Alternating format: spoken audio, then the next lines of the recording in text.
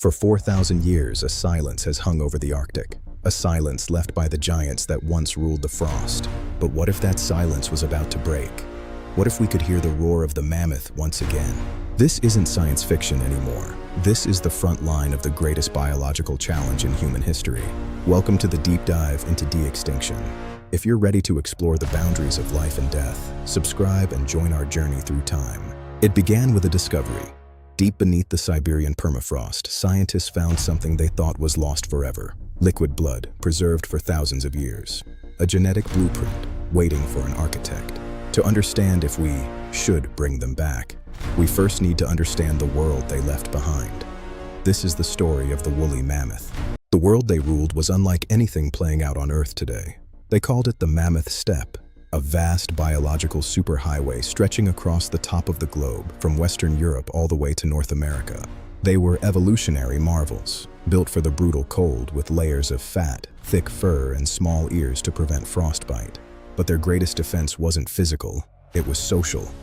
Led by matriarchs, they formed unbreakable family bonds, protecting their young at all costs. They shared this frozen kingdom with other legends. The tank-like woolly rhino, the cave lion, a land of giants. They were the engineers of the north. By clearing snow to graze, they kept the ground frozen and the grasslands alive. But this paradise of ice was fragile, and on the horizon, the winds of change were beginning to blow. To find the mammoth's true beginning, we must leave the ice behind and look to the sun. 5 million years ago, their story began in the heart of Africa. Driven by curiosity or climate, they began a trek that would last millions of years, slowly pushing north into uncharted territory. Before the woolly mammoth, there was the steppe mammoth, a giant even among giants, standing nearly 15 feet tall at the shoulder. Around 800,000 years ago, a genetic split occurred. A new species was born, forged by the extreme pressures of the encroaching cold. They crossed mountain ranges and frozen seas, their bodies transforming with every generation to thrive where others died. At their peak, millions of these titans roamed the northern hemisphere. They were the undisputed kings of the Pleistocene. But how did a species so widespread and successful vanish almost overnight? The answer lies in a mystery we are only beginning to solve. Survival was never guaranteed. In the heart of the Pleistocene, a single winter could decide the fate of an entire generation.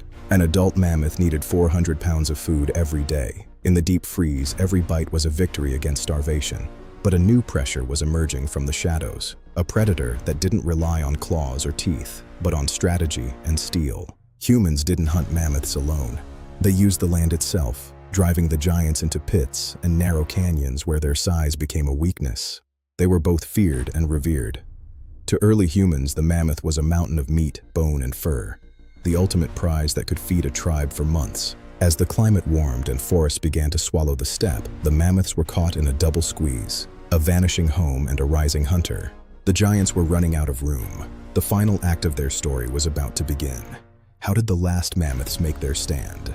10,000 years ago, the world began to bleed. The ice that had defined their kingdom was melting, and with it, their world was dissolving. As the seas rose, land bridges vanished. Entire populations were cut off, trapped on islands that were shrinking every year. On a remote scrap of land in the Arctic Ocean called Wrangel Island, a small band of survivors made their final stand. Out of time and out of options.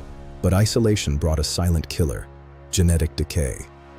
Inbreeding and harmful mutations began to weaken the last of the line. Their own biology was failing them. 4,000 years ago, while the pyramids were being built in Egypt, the last mammoth drew its final breath. The silence was finally complete. They didn't go out with a roar, but with a whisper. A mountain of muscle and memory, erased from the world. But for the mammoth, death might not be the end. Because deep within those bones, a pulse is still beating. Our final chapter begins now. The silence of 4,000 years is about to be broken. Not by nature, but by us. Welcome to the era of de-extinction. Using CRISPR technology, scientists are no longer just reading the genetic code, they are rewriting it. By inserting mammoth genes into the embryo of an Asian elephant, we aren't creating a clone, we're building a hybrid. Companies like Colossal are betting millions that we can resurrect the functions of a lost ecosystem. The goal: a creature that looks, acts, and survives like a mammoth, tailored for the modern Arctic. A Mammoth 2.0 that could combat climate change by restoring the ancient grasslands of the north. But as the first embryo nears completion, the world asks, just because we can, does it mean we should? We stand at a crossroads in history. For the first time, we have the power to decide which stories end and which ones begin again. But bringing back the mammoth is about more than just genetic wizardry. It's about our relationship with the wild and the world we've inherited. If we can resurrect the giants of the past, perhaps we can find a way to preserve the giants of the present before they too become ghosts in the ice.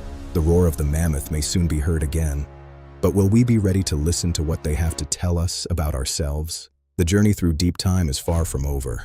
In fact, for the woolly mammoth, it's just getting started. If you enjoyed this deep dive into the unknown, join our community of explorers. Like, share, and subscribe to help us keep these stories alive.